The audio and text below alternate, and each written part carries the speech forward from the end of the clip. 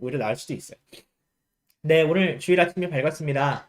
이 주일 아침 우리 여러분들과 함께 찬양하고 또 말씀 나누면서 오늘 하루를 힘차게 시작했으면 좋겠는데요. 아직 못 들어온 친구들도 많고 그러네. 진짜 많이 안 들어왔네. 우리 줌으로도 들어올 수 있는 친구들 들어오시기 바랍니다. 지난주에 우리 새내기들이 줌으로 들어와서 참 반가웠는데 또 들어와라. 응? 얘들아. 자, 우리 찬양하면서 우리 아이들 기다릴 테니까요. 우리 선생님들도 아이들 끝까지 좀 챙겨주시기 바랍니다. 우리 함께 주님 앞에 시간 힘차게 찬양하겠습니다.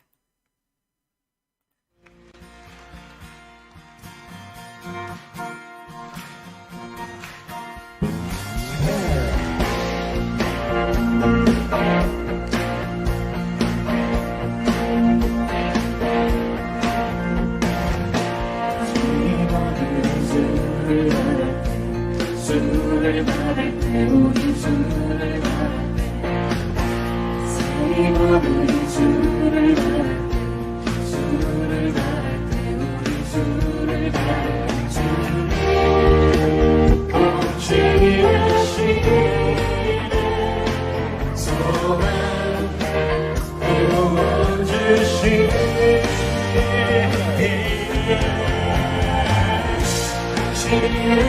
영원하신 주 내 영원하신 주 지치지 않으시는 주님 약한 자만 베푸시며 위로 잡으신 주 독수리 같은 이끄시네 우리 주를 바랄 때 주를 바랄 때 우리 주를 바랄 때 세기버리 주를 바랄 때 주를 바랄 때 우리 주를 바랄 때 주님 통치하시네 소망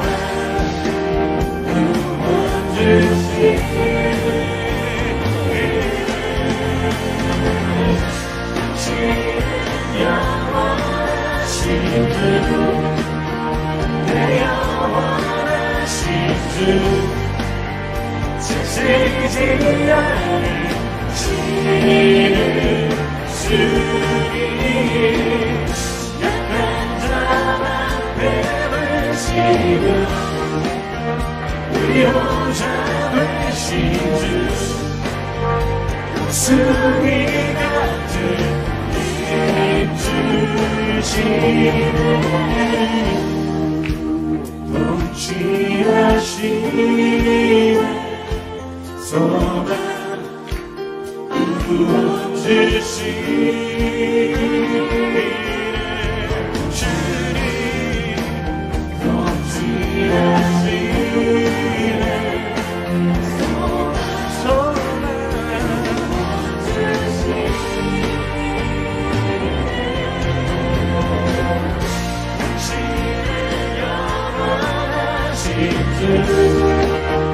내 영원하신 주 지치지 않으시는 주님 약한 자만 베푸시며 위로 잡으신 주 목소리 같은 영원한 지치지 않는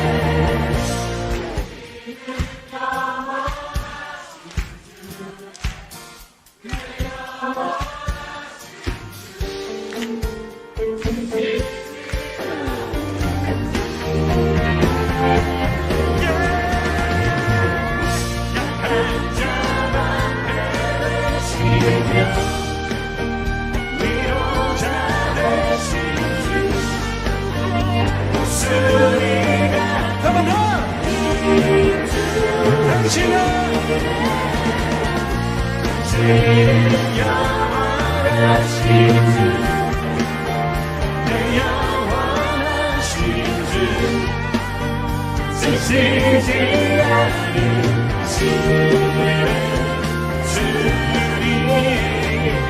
약한 자 앞에 되시며 위로 잡으신 주 목소리 같은 인증시네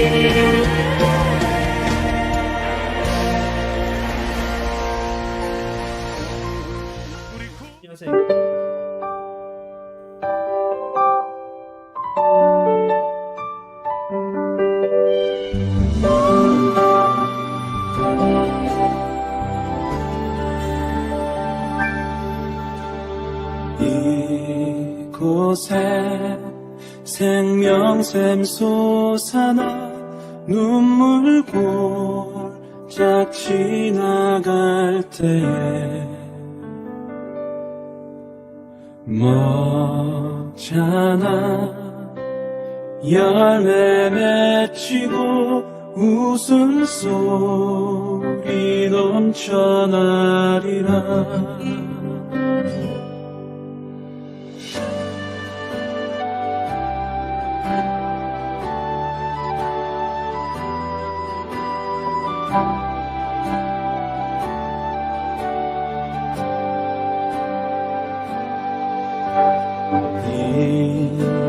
이곳에 생명샘 솟아나 눈물 골짝 지나갈 때에 머잖아 열매 맺히고 웃음소리 넘쳐나리라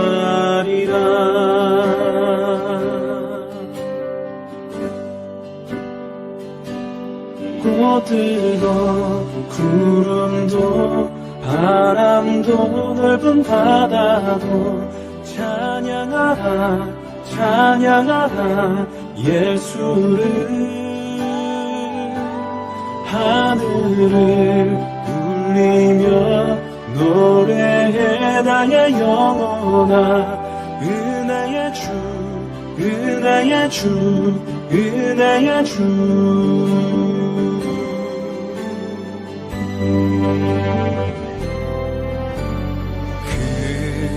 그날에 하늘이 열리고 모든 이가 보게 되리라 마침내 꽃들이 피고 영광의 주가 오시리라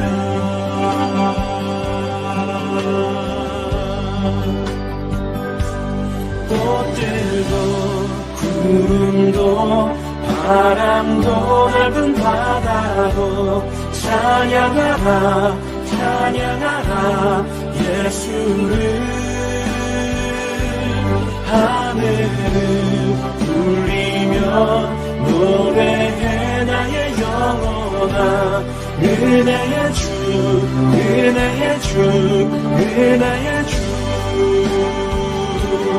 꽃들도 구름도 바람도 넓은 바다도 찬양하라 찬양하라 예수를 하늘을 울리며 노래해 나의 영혼아 은혜의 주 은혜의 주 은혜의 주 꽃들도 구름도 바람도 넓은 바다도 찬양하라 찬양하라 예수를 하늘을 울리며 노래해 나의 영혼아 은혜의 주 은혜의 주 은혜의 주 꽃들도 구름도 바람도 넓은 바다도 찬양하라 찬양하라 예수를 하늘을 울리며 노래해 나의 영혼아 그대의 주 그대의 주 그대의 주 꽃들도 구름도 바람도 넓은 바다도 찬양하라 찬양하라 예수를 하늘을 울리며 노래해 나의 영혼아 은혜의 주 은혜의 주 은혜의 주 은혜의 주 은혜의 주 은혜의 주 은혜의 주 은혜의 주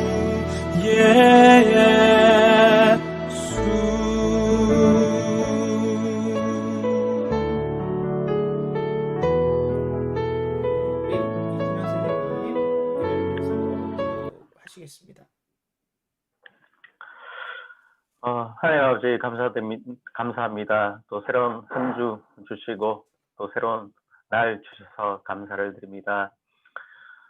저희가 이 코로나 팬데믹 속에서 1년간 우리가 신앙을 지키고자 안간힘을 쓰면서 하나님께 매달리고 있습니다. 우리가 모이지 못하는 이 상황 속에서 아무쪼록 신앙 지켜주시고 그리고 또 학교도 가지도 못하는 이 상황 속에서 우리 친구들과의 관계성 또한 아버지께서 유지될 수 있도록 말씀으로서 하나 되는 그러한 또 한 주가 될 수 있도록 또 그러한 날이 될 수 있도록 아버지께서 붙잡아 주시옵소서. 예배가 시작되는 이 시간 아버지께서 함께여 계실 것을 믿사하며 우리 주 예수 그리스도의 이름으로 기도를 드립니다. 아멘. 여러분들 반갑습니다. 어느새 또 한 주가 또 훌쩍 지나가 버렸습니다. 주중에는 그래도 우리 친구들 얼굴을 우리 고등부 학생들 얼굴을 볼 수 있어서 참 감사했고요. 간단하게 광고하고 우리 예배로 말씀을 진행하도록 하겠습니다. 매일 성경이 진행되고 있죠. 우리 애들 왔을 때 내가 매일 성경을 준다는 걸 깜빡했네. 다음에 오는 친구들한테는 꼭 주도록 하겠습니다. 네. 헌금은 온라인으로 하시고요. 그리고 다시 한번 광고합니다. 우리 교회에서 도드림 장학금 우리 1년에 꼭 절기 헌금은 우리 이웃사람과 또 우리 학생들 우리 교회를 다니고 있는 우리 학생들을 위해서 사용을 해요. 보통은 청년부나 이제 취업을 준비하고 있는 우리 진짜 필요한 사람들한테 줬는데 올해는 작년에 고등부 학생들한테 재난지원금이 도달하지 못해서 고등학생들한테 지급을 교회가 그 부분에 대해서는 교회가 책임지기로 했습니다. 그래서 아직 많은 친구들이 한 절반도 아직 안 다녀봤어요. 그래서 화요일에 온다는 친구들도 있지만 여러분들 이게 내가 뭐랄까 난 그 돈이 꼭 없어도 살아요 이렇게 할 수도 있어요. 할 수도 있는데 그래도 이걸 가지고 여러분들의 꿈을 위해서 부모님한테는 말하지 못하고 또 달라기도 좀 애매하고 여러분들의 꿈을 위해서 사용할 수 있는 그런 어떤 마중물 뭔지 알아요? 여러분들 이게 마중물 얘기하려면 또 한참 걸리는데 옛날에는 이렇게 물에서 펌프를 해가지고 막 물을 끌어다 썼잖아. 그때 물이 좀 필요해요. 미리 좀 물을 넣어야지 그게 물이 끌어올려지거든요. 마치 그런 것처럼 여러분들의 미래와 또 여러분들의 꿈을 이제 조금 더 이렇게 좀 독려하고 응원하는 마음에 교회가 준비한 거니까 여러분들 이거는 미안한 마음이나 어떤 그런 마음을 가지고 받아갈 필요는 없는 거예요. 여러분들이 나중에 이 교회에서 또 혹은 다른 교회에서 갚아 나가면 되는 거예요. 여러분들이 더 훌륭한 사람이 되고 여러분들이 정말 하나님의 귀한 자녀들이 된다면 그것으로 이것보다 훨씬 더 가치 있는 어떤 일이 될 겁니다. 그러니까 여러분들 꼭 미안하지 말고 꼭 목사님 찾아와서 기도받고 취지를 다시 한번 듣고 그렇게 갔으면 좋겠어요. 다 올 거죠? 다 올 거죠. 네, 여러분들 보고 싶어요. 꼭 와서 목사님과 함께 오랜만에 얼굴 보고 그렇게 가시기 바랍니다. 자, 하나님 말씀 바로 보도록 하겠습니다. 하나님 말씀은 누가복음 4장 14절에서 30절입니다. 우리 역대기보다는 조금 더 말씀이 쉬울 거예요. 여러분들에게 익숙한 본문이니까. 누가복음 4장 14절에서 30절 말씀 빠르게 한번 읽어보도록 하겠습니다. 다 읽어야 될 것 같아요. 제가 읽을 테니까 여러분들도 눈으로 따라오세요. 예수께서 성령의 능력으로 갈릴리에 돌아가시니 그 소문이 사방에 퍼졌고 친히 그 여러 회당에서 가르치심에 못 사람에게 칭송을 받으시더라. 예수께서 그 자라나신 곳 나사렛에 이르사 안식일에 늘 하시던 대로 회당에 들어가사 성경을 읽으려고 서심해 선지자 이사야의 글을 들이거늘 책을 펴서 이렇게 기록된 데를 찾으시니 곧 주의 성령이 내게 임하셨으니 이는 가난한 자에게 복음을 전하게 하시려고 내게 기름을 부으시고 나를 보내사 포로된 자에게 자유를 눈먼 자에게 다시 보게 함을 전파하며 눌린 자를 자유롭게 하고 주의 은혜의 해를 전파하게 하려 하심이라 하였더라. 책을 덮어 그 맡은 자들에게 앉으시니 회당에 있는 자들이 다 주목하여 보더라. 이에 예수께서 그들에게 말씀하시되 이 글이 오늘 너희 귀에 응하였느니라.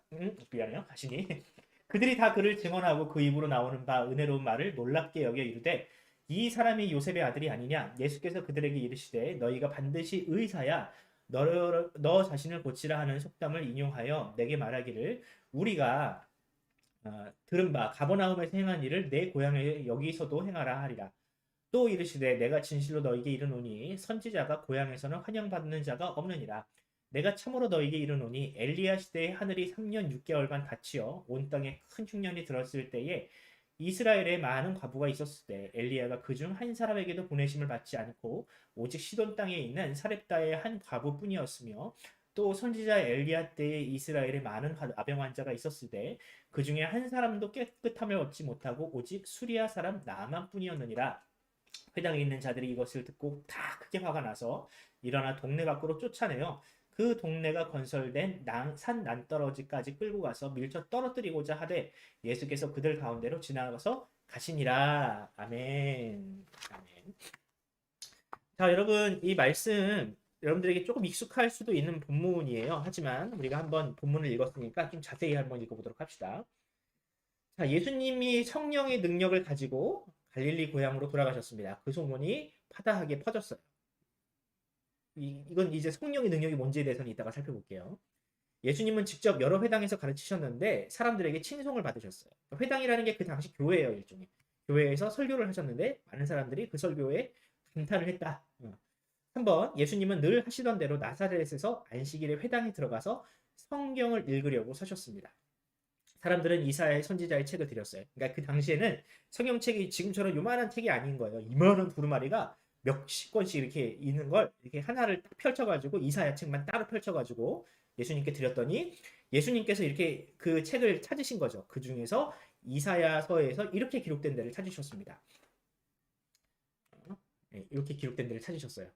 이게 이제 그 읽으신 본문이에요. 네. 아까 읽었죠. 넘어가겠습니다. 자, 예수님은 책을 덮고 맡은 자에게 주시고 앉으셨습니다. 사람들은 예수님께 주목을 했어요. 예수님은 그들에게 이 글이 오늘 너희의 귀에 응하였다. 그러니까 일종의 예언이었는데 이 예언이 오늘 이루어졌다라고 말씀을 하십니다. 그들은 모두 예수님에 관해서 이야기를 나누죠. 그리고 그 입에서 나오는 은혜로운 말들을 놀랍게 여기면서도 예수님을 향하여 그가 요셉의 아들이 아니냐라고 물었어요. 이게 긍정일까? 과연 부정일까? 한번 이따가 살펴보겠습니다. 예수님이 이제 그런 그들에게 말씀을 하세요. 나는 당신들이 속담에 빗대어 나에 대하여 의사야 네 자신이나 고쳐라 이렇게 하는 말을 들었다. 당신이 가버나움에서 행한 일들을 여기서도 한번 해보아라 라고 이야기하는 것을 내가 알고 있다. 그리고 선지자가 고향에서는 환영받는 자가 없다라고 예수님께서 말씀을 하셨어요. 네. 또 예수님께서는 이렇게 말씀하셨는데 이건 이따가 좀 살펴보도록 하겠습니다. 사렙다 과부의 이야기가 나오고요. 나만 장군에 대한 이야기가 나오는데 이 이야기를 왜 끄집어내시는지는 이따가 살펴보도록 할게요. 자, 그랬더니 이 이야기를 들었더니 그 고향 사람들, 나사렛 사람들이 화가 나가지고 예수님을 쫓아내서 산 낭떠러지에서 밀어버리려고 죽여버리려고 그런 거예요. 네. 잔인한 일이죠. 이게 잔인한 사람들이 어디 있어? 사람을 낭떠러지에서 밀어서 떨어뜨리려고 하는. 근데 예수님께서는 그 사람들 가운데를 지나가시고 죽지 않으셨다. 이런 이야기가 오늘 본문에 등장하고 있습니다. 자, 한번 오늘 본문을 대략적으로 한번 이해를 했으니까 한번 이 본문이 어떤 의미를 가지고 있는지 한번 살펴보도록 할게요.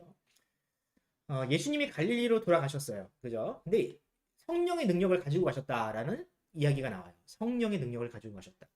근데 과연 성령의 능력이 과연 뭘까에 대해서 한번 살펴볼게요. 그 능력을 또 어떻게 얻으셨을까? 이 이야기를 한번 해보도록 하겠습니다. 오늘 본문을 이해하기 위해서는요. 4장 전체에 있는 내용을 좀 이해할 필요가 있어요. 4장 전체. 4장을 한번 여러분들이 성경책이 있으면 한번 좀 펼쳐볼까요? 4장 첫 번째에 보면 어떤 내용이 나오냐면 예수님께서 세례 요한에게 세례를 받으시는 장면이 나옵니다. 그러니까 이제 공생애를 본격적으로 시작을 하시면서 세례 요한에게 세례를 받으시는 장면이 나와요. 그때 어떤 일이 일어납니까? 하늘이 열리고 성령이 비둘기가 같이 예수님께 임하시죠.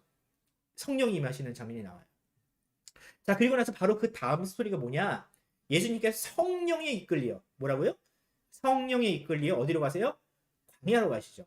광야로 가셔가지고 그 유명한 마귀와 맞짱을 뜨십니다. 40일간 금식을 하시고 마귀와 싸우시는데 마귀의 시험을 다 이겨내시죠. 어떤 시험이었죠?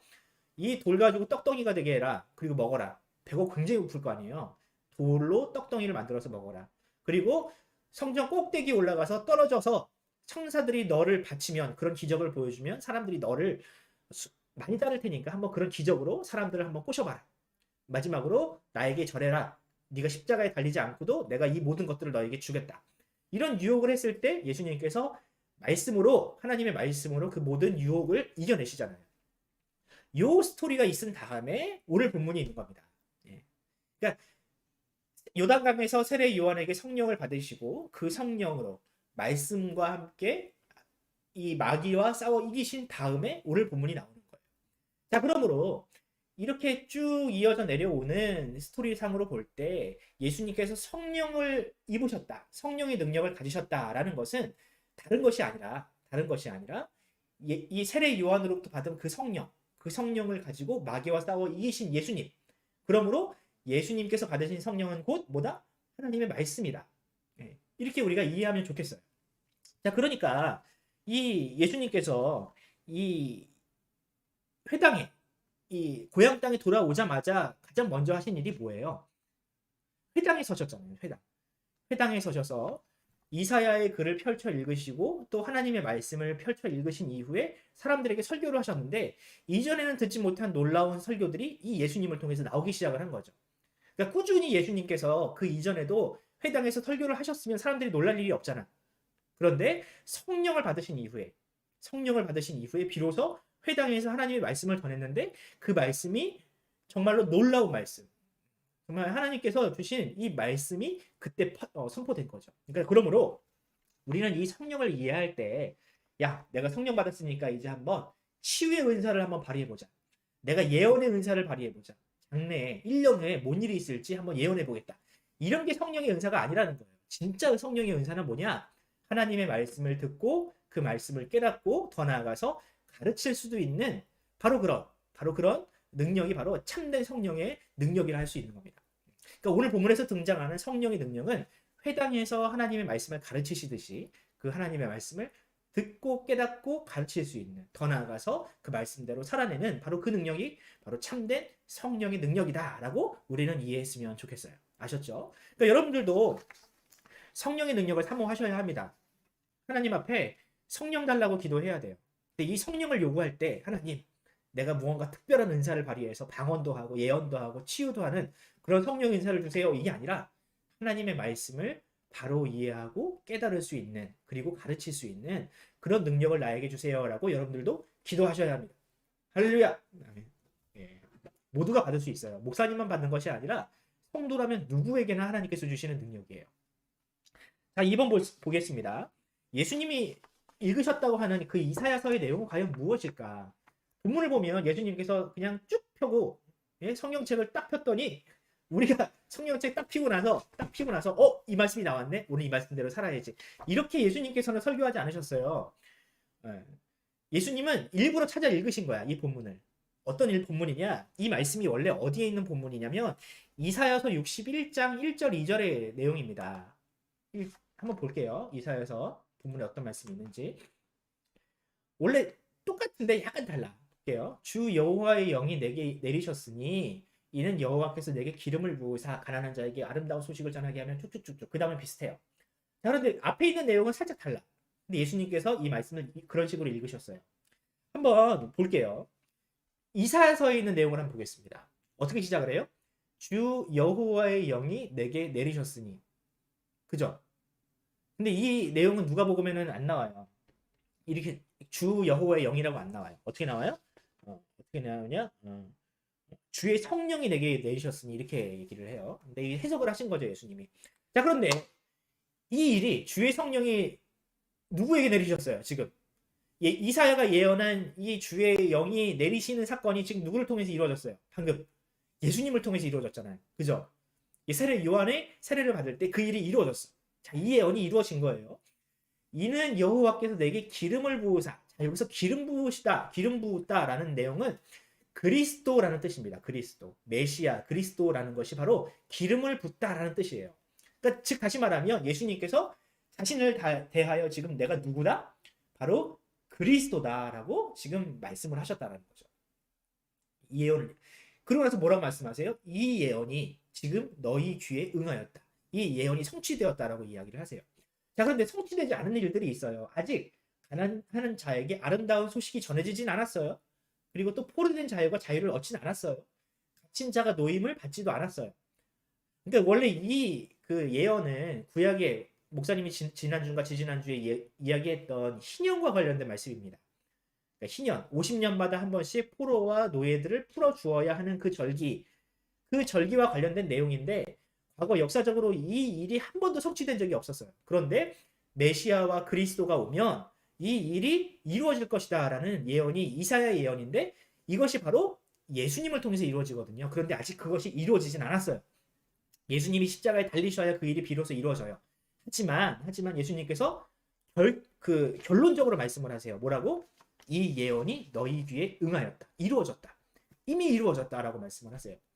아직 이루어지지 않았는데. 자, 그래서 저는 이 본문을 보면서 우리에게 중요한 것은 무언가 일이 이루어지는 것이 중요한 것이 아니라 예수님께서 우리에게 오셨다는 사실이 더 중요한 거구나라고 저는 그렇게 이해를 해요. 이게 무슨 뜻이냐면 앞으로 예수님을 통해서 되어질 일은 앞으로 되어질 일인 거예요. 근데 제일 중요한 게 뭐냐면 하나님이 보내시겠다고 약속하신 메시아인 그리스도가 이 땅에 오는 게 중요한 거죠. 그 일이 이루어지면 예수님이 오시면 그 일은 이미 이루어진 거나 마찬가지인 거예요. 그런데 많은 사람들이 예수님에게 집중하지 않고요. 뭐에 집중해요? 앞으로 되어질 일에 집중을 해요. 예수님에게 초점을 맞추지 않고 예수님을 통해서 이루어질 기적들에게만 초점을 맞춘다고요. 근데 예수님은 그렇게 말씀하지 않으신다는 거죠. 예수님은 내가 왔으니 나를 믿으면 끝난 거다. 내가 중요한 거지 되어질 일이 중요한 것이 아니다라고 말씀을 하신다는 겁니다. 근데 많은 사람들이 이 부분을 놓쳐요. 우리가 신앙생활 할 때도 마찬가지죠. 우리가 신앙생활 하는 이유가 뭡니까? 신앙생활 하면 교회 다니면 공부를 잘하게 되나요? 그럴 수도 있어요. 하나님이 지혜 주시면 그럴 수도 있어요. 부자가 되나요? 그럴 수도 있죠. 하나님께서 우리에게 물질을 맡기시면 우리도 부자가 될 수 있습니다. 그런데 여러분 그게 중요한 게 아니라는 거예요. 우리가 예수 믿고 예수를 믿음으로 우리가 이렇게 이 땅에서 얻는 복이 중요한 게 아니라 중요한 건 우리가 예수님을 만나느냐 이게 더 중요한 거예요. 우리가 예수님을 만나고 그분을 인격적으로 경험을 하고 그분과 동행하는 삶을 살아가느냐 그것을 시작하느냐가 훨씬 더 중요한 일이라는 겁니다. 이거에 목적을 두지 않고 그저 되어질 일에만 목적을 두고 떡밥에만 관심이 있으면 그것은 참된 신앙이 아니라고 이야기할 수 있습니다. 우리가 포인트를 놓치면 안 된다라는 거예요. 자, 넘어가겠습니다. 자, 이런 설교를 듣고 이거 얼마나 놀라운 설교예요. 저는 지금 예수님이 하신 설교를 그냥 해석할 뿐인 거죠. 제가 대단한 게 아닙니다, 여러분. 예수님이 대단한 거예요. 그랬더니 사람들이 듣도 보도 못한 설교를 막 들으니까 자기들끼리 막 수근수근 하는 거죠. 야, 그가 요셉의 아들이 아니냐. 이 이유가 무엇이며 그것이 과연 긍정적인 의미인지 아닌지를 살펴볼게요. 두 가지 의미가 담겨 있습니다. 다 담겨 있어요. 사람들은 지금 여기가 어디예요? 예수님이 태어나진 않았지만 거의 30년 동안 자란 곳이 바로 이 나사렛이라는 동네거든요. 그러니까 예수님이 30년 동안 그 땅에 있었으니까 그곳에 있었으니까 지금처럼 막 강동구에 살면서 30년 살아도 누가 옆에 사는지 모르는 어떤 그런 세상이 아닌 거예요. 여러분 옆집에 누가 사는지 별로 관심이 없잖아. 그때는 목사님이 어렸을 때도 옆집에 누가 사는지 숟가락 개수까지 알았다고. 워낙 그 오랫동안 살고 사람들이 많이 없으니까 이웃이 어떻게 살고 어떤 스토리를 가지고 있는지 다 알아. 그 당시는 더 했어요. 그러니까 사람들이 예수님에 대해서 너무 잘 알지.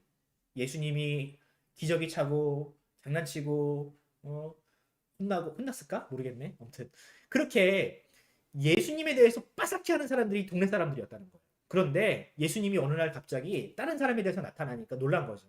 갑자기 성령을 받고 회당에서 그 당시 유명한 랍비들이나 어떤 선생들도 하지 못하는 그런 말씀들을 예수님이 막 선포를 하니까 사람들이 놀라기 시작을 하는 거예요. 예수님은 원래 그런 사람이 아니었거든요. 그러니까 이제 물어보는 거죠. 야, 그가 요셉의 아들이 아니냐? 여기에는 두 가지 의미가 있는데 첫 번째, 긍정적인 의미인 거예요. 야, 예수님이 정말 대단한 사람이 되었구나. 그가 선지자가 되었구나. 야, 그가 요셉의 아들이지만 정말 출세했구나라는 긍정적인 의미도 있는 거예요. 근데 반대로 부정적인 의미가 훨씬 더 강합니다. 어떤 의미냐? 자, 요셉이라는 이 아버지를 좀 이야기를 해볼게요. 요셉의 직업이 뭐였죠? 목수였습니다. 그러니까 우리 성경은 목수라고 해석을 하는데 원래 손으로 험한 일을 하는 사람을 뜻하는 테크톤이라는 단어를 써요. 테크는 이게 어원이 돼요. 테크는 이게 어원이 되는 테크톤이라는 헬라어를 쓰는데 이것이 원래 망치와 정을 가지고 돌을 다루는 사람을 의미해요. 그 당시 나무가 많이 없었겠죠. 건물을 지을 때도 돌로 지었거든요. 그러니까 돌을 깎아서 조각을 하고 건물을 짓는 사람인 거예요. 목수가 그 당시에는. 예수님도 역시 마찬가지로 그 집안의 장남으로서 이 요셉을 도와서 그 일을 하셨던 분입니다. 그러니까 배움이 깊지도 않고 또 그렇게 랍비들처럼 정말 이 뭐 유학을 가거나 대단한 학문을 배운 분이 아닌데도 불구하고 이런 설교를 하니까 사람들이 놀란 거죠. 그런데 이 요셉의 아들이라는 뜻에는 그런 약간의 업신여김이 있는 거예요. 야, 그가 목수 주제에 이런 설교를 하네? 야, 그의 출신이 변변치 않은데도 이렇게 어떻게 이해할 수 있나? 그가 그런 출신과 그 정도 학벌 가지고 감히 이런 말을 할 수 있는가? 이런 뜻인 거예요. 요셉의 아들 주제에 그런 말을 할 수 있는가? 이런 설교를 할 수 있는가? 감히 이런 뜻인 거예요. 그러니까 이 말에 대해서는 굉장히 부정적인 의미가 강하다. 그러니까 이 말을 듣고 예수님이 곧바로 뭐라고 대답하시냐면 뭐라고 대답하시냐면 네, 볼게요. 네. 예수님께서 인용하신 속담이 있거든요. 그는 요셉의 아들이지 아니냐라는 말을 듣고 예수님께서 이렇게 말씀을 하시거든요. 예수께서 그들에게 이르시되 너희가 반드시 의사야 너는 자신을 고치라 하는 속담을 인용하여 나에 대하여 말하기를 우리가 들은 바 가버나움에서 행한 일을 여기서도 행하라 라는 말을 너희가 하는 것을 내가 들었다 라고 예수님이 말씀하시는데 말이 어렵잖아요. 제가 좀 해석을 했습니다. 너희가 요셉의 아들이 아니냐라는 말을 했을 때 예수님께서 그들에게 이렇게 말씀하신 거예요. 나는 당신들이 속담에 빗대어서 나에 대하여 예수님에 대하여 의사야 너는 네 자신이나 고쳐라 라고 하는 말을 들었습니다. 당신이 가버나움에서 행한 일을 들었는데 여기서도 고향에서도 그 일을 한번 해보아라 라고 하는 말을 내가 들었다고요 라고 예수님이 말씀하신 거죠. 이게 무슨 뜻인지 한번 볼게요. 이 속담을 한번 먼저 보겠습니다. 의사야 네 자신이나 고쳐라. 여러분 의사면은 의학적인 지식이 많을 거 아닙니까? 그러니까 무언가 병이 걸리거나 무언가 이 아픔이 생겼을 때 그 병을 치료하는 방법을 잘 할 거 아니에요. 무슨 약을 먹어야 낫고 어떻게 치료를 해야 빨리 치료가 된다는 사실을 의사가 알 거 아닙니까? 그러니까 의사들이 잘 안 아프겠지. 예. 안 아파야 정상인 거죠. 금방 나아야 정상인 거죠. 의사가 아프면요 그 의사의 차통이 떨어집니다. 예. 내가 내과 의사인데 내가 속병이 나면 돼야 안 돼요. 사람들이 그 사람 야 저 돌팔이다 저거. 의사인데도 지 병도 못 고친다 이러면 의사가 체면이 안 서잖아요. 마찬가지 그런 속담인 거예요. 의사는 자신도 잘 고쳐야 한다. 자신부터 고쳐야 한다는 속담이 있는 거죠. 자, 그런데 이 속담에 빗대어서 예수님에게 지금 무슨 말을 하느냐면 예수님이 이 나사렛에 들리시기 전에 가버나움이라는 곳에 먼저 가시거든요. 거기 가서 사람들을 많이 고치고 사람들을 치유하는 그런 기적을 많이 보여주셨다고 해요. 그러니까 가버나움에 가셔서 그렇게 기적을 보여주셨는데 나사렛에 오셔서는 정작 뭘 하세요? 설교만 하시거든요. 그러니까 가버나움이라는 옆 동네에 가서는 실컷 기적을 보여줘 놓고 정작 자기 고향에 와서는 뭘만 하시는 거예요? 지금 설교를 하고 계신 거예요. 그 사람들이 야 의사야 네 자신이나 고쳐라 라고 말을 하는 거죠. 왜? 지금 이 나사렛에도 너의 고향에서도 지금 너의 기적이 필요한 사람들이 많이 있는데 너는 왜 설교만 하고 있냐 이거예요. 우리도 좀 보여줘라 그 기적을. 우리에게도 좀 그 기적을 베풀어라 이런 뜻인 겁니다. 예수님에게 지금 그렇게 이야기를 하고 수군수군 했다고. 그러니까 예수님이 야 요셉의 아들이 아니냐? 네 의사야, 네 자신이나 고쳐라 이렇게 이야기하는 걸 듣고 예수님이 화가 나신 거예요. 화가 나신 거죠. 자 그런데 여러분 이 청중들의 방식을 한번 볼까요? 청중들의 마음을 한번 볼까요? 조금 이기적이라고 생각이 되지 않습니까? 그러니까 다른 동네에 가서 기적을 보여줬으니 우리도 당연히 그 기적을 보아야 한다. 우리는 예수님의 고향 사람이니까 다른 고향보다 다른 지역보다 우리에게 더 많은 기적을 보여야 한다라고 하는 그들의 어떤 마음 심리를 한번 보자고요. 굉장히 이기적이지 않은가. 예수님은 그들에게 오히려 더 좋은 선물을 주셨거든요. 다른 데 가서는 설교를 하지 않으셨는데 지금 이 나사렛이라는 동네에서는요. 매주 예수님의 설교를 들을 수 있어요. 뭐가 더 좋을까? 여러분들은 어떤 게 더 좋다고 생각을 해요? 기적이 더 좋겠죠. 그죠? 그렇지만 더 중요한 건 뭐냐면 예수님의 설교를 듣는 게 훨씬 더 값어치 있는 일이에요. 기적은 단순히 일시적이고 단순한 일이지만 단편적인 일이지만 예수님의 설교를 듣는 것은요. 세상에 어떤 것도 바꿀 수 없는 귀중한 일이거든요. 근데 이 나사렛에 있는 사람들은요. 자신에게 주는 그 값진 선물도 지금 깨닫지 못하고 있다. 이게 여러분들 저는 마귀의 시험의 연장선에 있다고 생각을 합니다. 예수님이 지금 이 나사렛이란 동네에 오시기 전에 성령을 받으신 이후에 그 사이에 어떤 일이 있었어요? 마귀에 의해 시험을 당하셨잖아요. 시험의 제목이 뭡니까? 어떤 내용으로 시험을 해요? 돌 가지고 떡덩이를 만들어라. 높은 데서 뛰어내리면 천사가 받쳐주겠지. 그 기적으로 사람들을 꼬셔봐라. 이런 요구들을 마귀가 했거든요. 마치 그런 요구와 똑같은 겁니다. 지금 나사렛 사람들이 하는 요구가. 우리에게 기적을 보여줘 봐라. 우리가 너를 믿을게. 나에게 기적을 보여주면 내가 너를 믿어보마 라고 지금 예수님에게 요구하고 있는 거예요. 그러니까 마귀의 시험은 아직 끝나지 않은 겁니다. 모습만 달라졌을 뿐이지 마귀라는 이 모습이 아니라 사람들을 통해서 요구될 뿐이지 예수님에게 지금 이 마귀의 시험은 끝나지 않은 거예요. 예수님이 죽으실 때까지 이 시험은 끝나지 않습니다. 자, 넘어갈게요. 자, 예수님께서 이런 나사렛 사람들을 비판하십니다. 그러니까 예수님 뒤에서는 수군수군 하면서 예수님의 권위에 대해서 의심하고 또 한편으로는 예수님에게 기적을 요구하는 이 사람들에 대하여 예수님이 우회적으로 비판을 하시는데 예수님이 참 지혜로우신 분이라 대놓고 까지는 않으세요. 어떻게 까시냐면 이렇게 까십니다. 구약에 기록되어 있는 두 가지 사례를 이야기를 하세요. 이 사람들이 다 구약에 대해서 정통한 유대인들이니까 구약 얘기하면 바로 알아듣는다고. 그런데 구약에 있는 유대인이 아니라 이스라엘 사람이 아니라 이방인들을 끄집어내셔가지고 이야기를 하시는데 두 가지 사례를 얘기합니다. 첫 번째, 엘리야 때에 있었던 시돈 땅에 있었던 사렙다 과부에 대한 이야기를 합니다. 엘리야가 그 당시 아합 왕 시대의 사람인데 아합 왕이 하도 하나님 앞에 못된 짓을 많이 하니까 예언을 하고 사라져버려요. 어떤 예언을 하냐면 앞으로 3년 반 동안 이 땅에 비 한 방울 없을 것이다 라는 예언을 해요. 그렇게 선언을 하고 딱 사라져버려요. 그랬더니 진짜로 3년 반 동안에 뭐가 안 생겨? 비가 안 내리네. 비가 하나도 안 내렸어요. 여러분 지금도 비 안 내리면 1년만 비 안 내리면 죽어나요. 농사가 됩니까? 뭐가 됩니까? 마실 물도 없어서 난리가 나요. 근데 그 당시 지금처럼 저수지나 댐도 없었던 그 당시는 얼마나 더 심했을까요? 많은 사람들이 기근과 또한 이 목마름에 죽어가던 상황이었어요. 하나님의 심판이 그렇게 무서워요. 자, 그래서 이 땅에 비가 내리지 않았는데 이 땅만 내리지 않은 게 아니라 북이스라엘만 내리지 않은 게 아니라 그 주변에 있는 모든 나라들이 마찬가지로 그 비를 보질 못했어요. 이 시돈이라는 땅도 역시 마찬가지였는데 이 시돈 땅에 있었던 사람들도요. 이 가뭄 때문에 죽어났어요. 이 시돈 땅에 한 과부가 있었는데 사렙다 지역에 한 과부가 있었습니다. 이름이 아니에요. 사렙다가.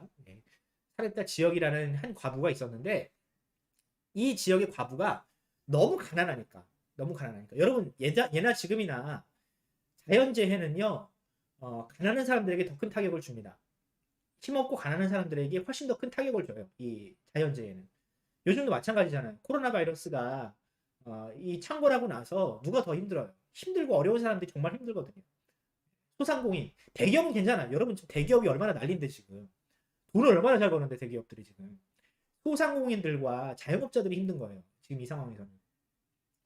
사렙과 과부도 역시 마찬가지로 가난한 자였습니다. 사람이었습니다. 과부니까 가난해요. 그 당시에는. 요즘에는 과부여도 가난하지 않을 수 있지만 그 당시는 무조건 가난해요. 과부는.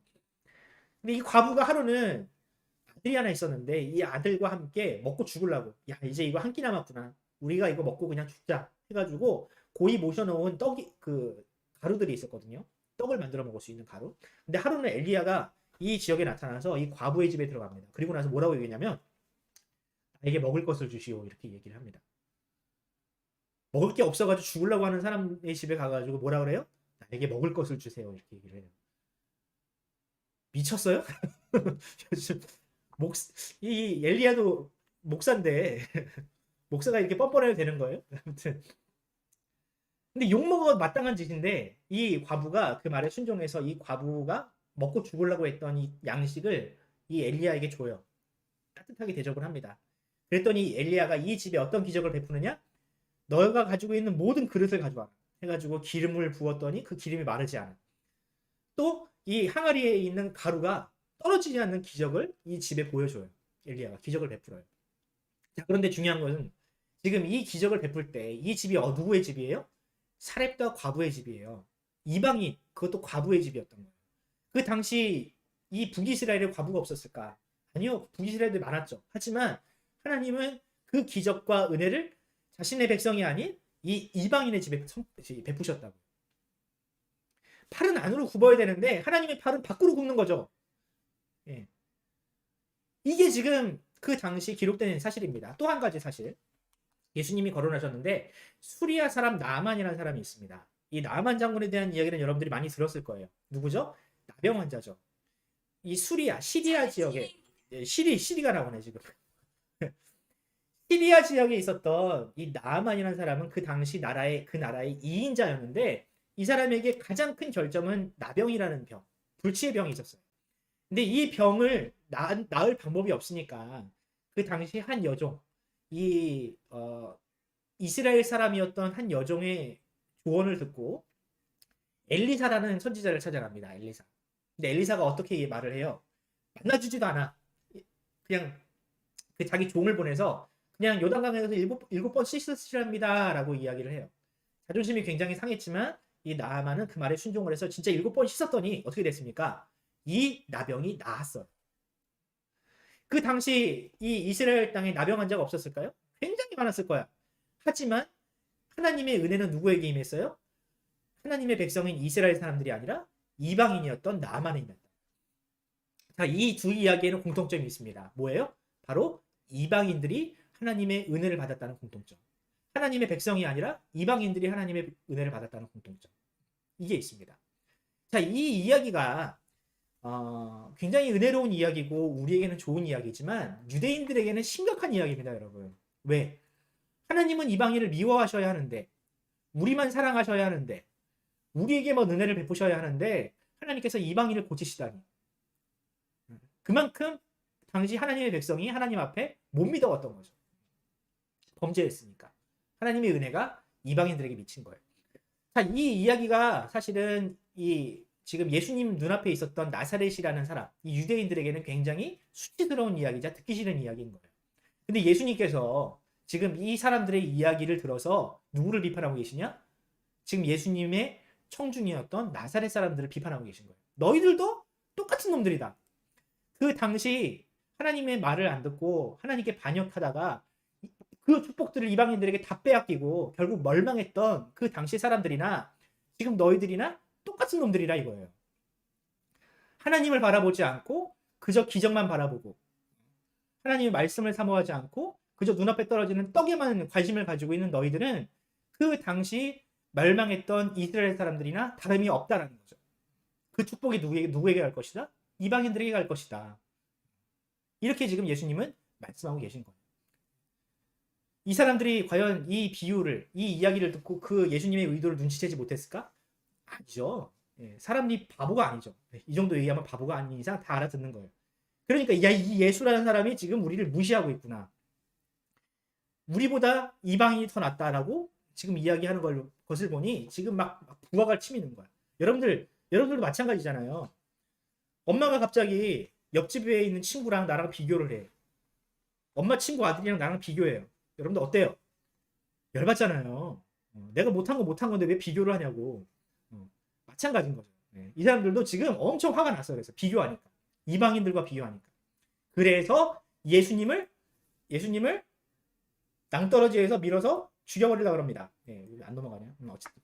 예수님이 이 사람들의 분노를 피해서 결국 살아나세요. 왜? 예수님은 어디서 죽으셔야 되니까. 지금 예수님이 낭떠러지에서 죽으시면 아무 일도 일어나지 않아요.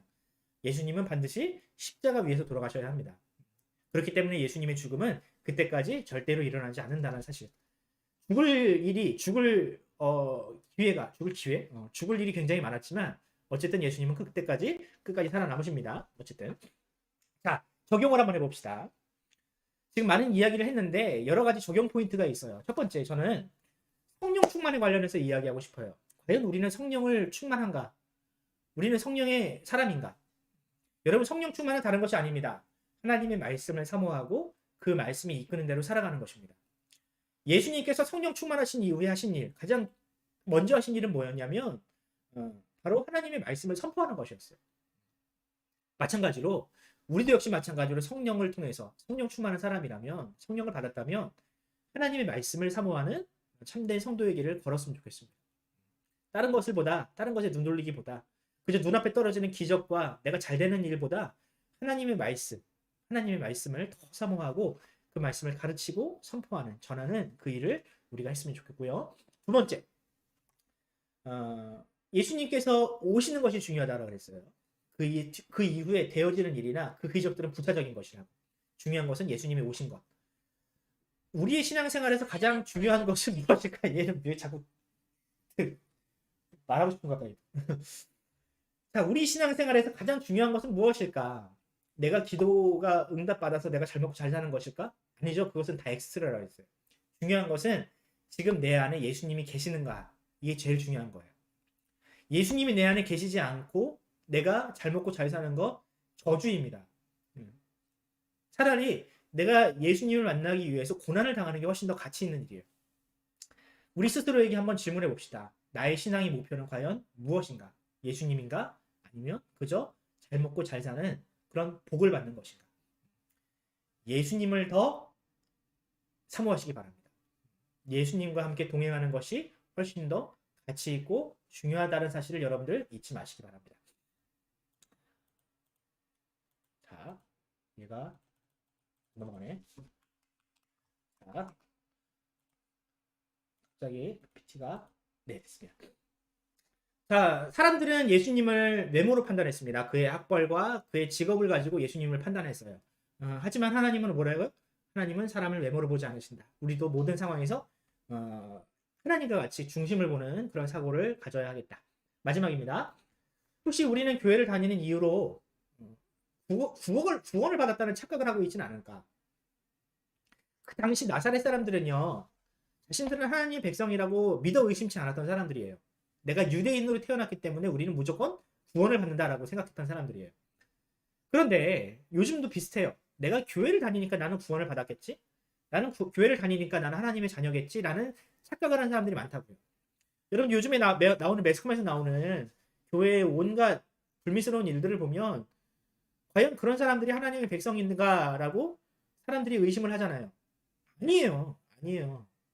그 사람들이 아무리 모태신앙이고 목사님 자녀고 아무리 신앙생활을 오래 했다 할지라도 그 사람들의 삶 가운데서 나타나는 말씀과 위배되는 그런 삶을 보면 그 사람들은 절대로 하나님의 백성이 아닌 겁니다. 그들이 아무리 기도를 열심히 한다고 해도 그들 마음 가운데 예수님이 없기 때문에 그들은 결코 하나님의 백성이라 할 수 없어요. 마치 우리에게도 비슷한 거죠. 그 나사렛 사람들처럼 우리도 착각 속에 살아갈 수가 있어. 내가 구원받았겠지. 내가 하나님의 백성이겠지.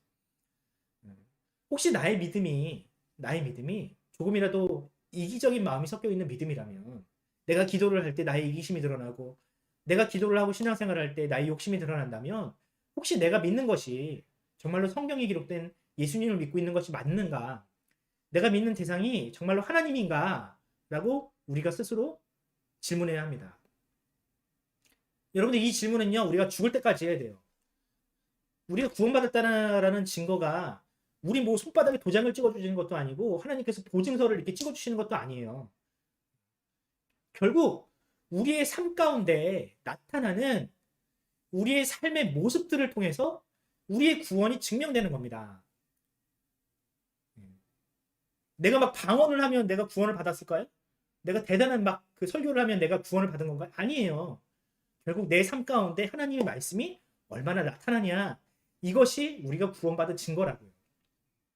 그러므로 내가 믿고 있는 것이 정말 하나님인지 성경에 이뤘던 예수님인지 우리 스스로를 끊임없이 돌아보도록 하겠습니다. 돌아봤으면 좋겠습니다. 마지막입니다. 한 문장으로 요약해 봅시다. 성령으로 시작했잖아요. 오늘 말씀이. 성령님은 무엇을 통해서 역사하신다고요? 말씀을 통해서 역사하신다.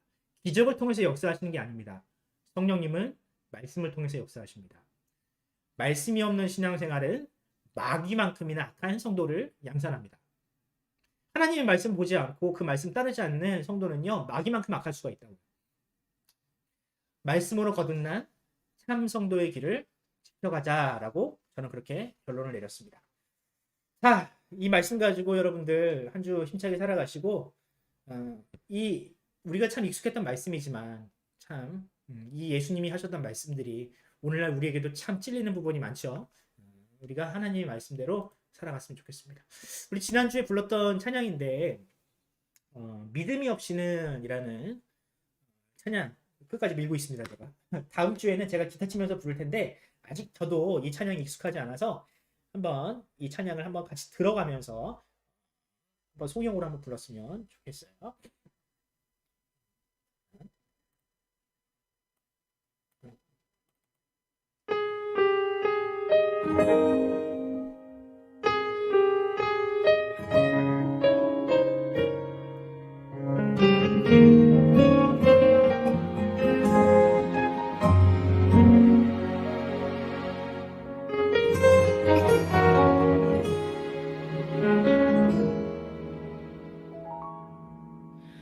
주님, 제 마음이 너무 둔해서 주님을 볼 수 없습니다. 이 땅에 속하여 이 땅만 보다가 주님 손을 놓쳤습니다. 나는 나그네로 왔는데 왜 주저앉게 되었나. 나는 청지기인데 언제부터 내 삶의 주인이 되어버렸나.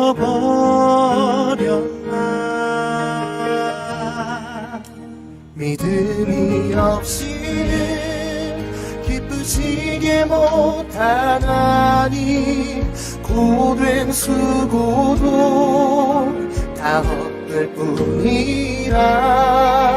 믿음이 없어서 무너진 삶의 모든 자리에 다시 주님을 기다립니다.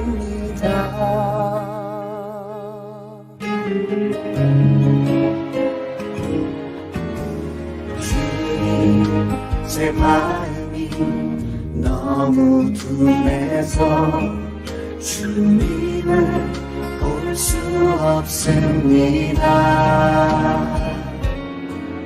이 땅에 속하여 이 땅만 보다가 주님 손을 놓쳤습니다. 나는 나그네로 왔는데 왜 주저앉게 되었나. 나는 청지기인데 언제부터 내 삶의 주인이 되어버렸나.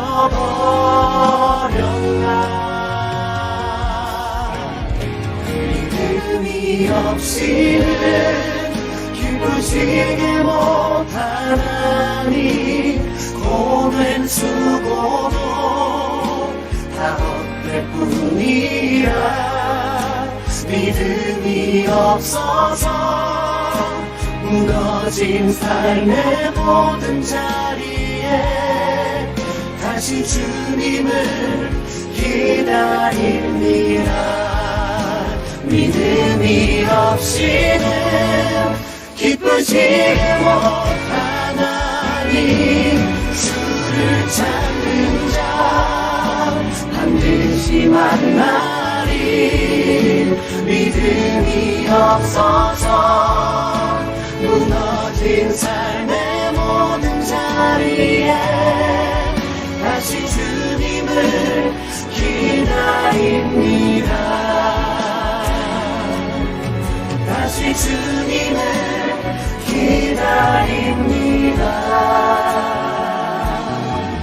다시 주님을 기다립니다.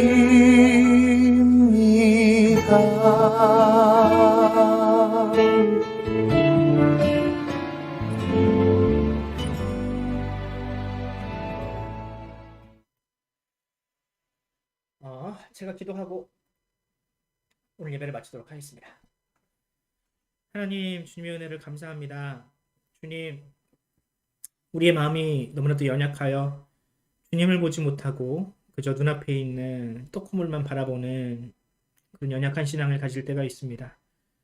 주님, 우리가 이 세상의 것에 휘둘리지 않고 주님을 향한 시선을 놓치지 않도록 주의 성령이 우리의 시선을 주님 앞에 고정시켜 주시옵소서. 특별히 우리 마음 가운데 성령의 충만함을 주시어서 하나님의 말씀을 사모하며 하나님의 말씀을 깨달아 알아 그 말씀을 삶에 적용하는 데까지 이르는 그런 참된 성도의 길을 우리가 걸어갈 수 있도록 주의 성령이 우리를 인도하여 주시옵소서. 하나님, 이 세상이 참으로도 시끄럽습니다. 코로나 바이러스로 인하여 정말로 힘없고 약한 자들이 정말 픽픽 쓰러지고 있고 너무나도 힘든 시절이 계속되고 있습니다. 이 코로나 바이러스가 하루속히 정말 종식되어서 우리가 과거 함께 모여서 예배하고 또는 활기찬 인생을 살아갔던 그 시절을 하루속히 우리에게 회복시켜 주시옵소서. 우리 학생들 주님께서 지켜주시고 이 바이러스로 인하여 정말 친구와의 관계 또는 학업 여러모로 지정을 받고 있는데 하나님께서 우리 자녀들에게도 동일한 은혜를 베푸시사 이 어려운 시절을 잘 이겨낼 수 있도록 주님께서 함께하여 주시옵소서. 감사드리며 예수 그리스도의 이름으로 기도드립니다. 아멘. 주기도문으로 예배를 마치겠습니다. 하늘에 계신 우리 아버지여, 이름이 거룩히 여김을 받으시오며 나라가 임하옵시며 뜻이 하늘에서 이룬 것 같이 땅에서도 이루어지리다. 오늘날 우리에게 일용할 양식을 주시옵고 우리가 우리에게 죄 지은 자를 사하여 준 것 같이 우리의 죄를 사하여 주시옵고 우리를 시험에 들게 하지 마옵시고 다만 악에서 구하옵소서. 나라와 권세와 영광이 아버지께 영원히 있사옵나이다. 아멘. 우리 코민이랑 휘성이가 그래도 댓글을 잘 남겨주니 고맙습니다. 우리 선배들도 분발하세요. 예.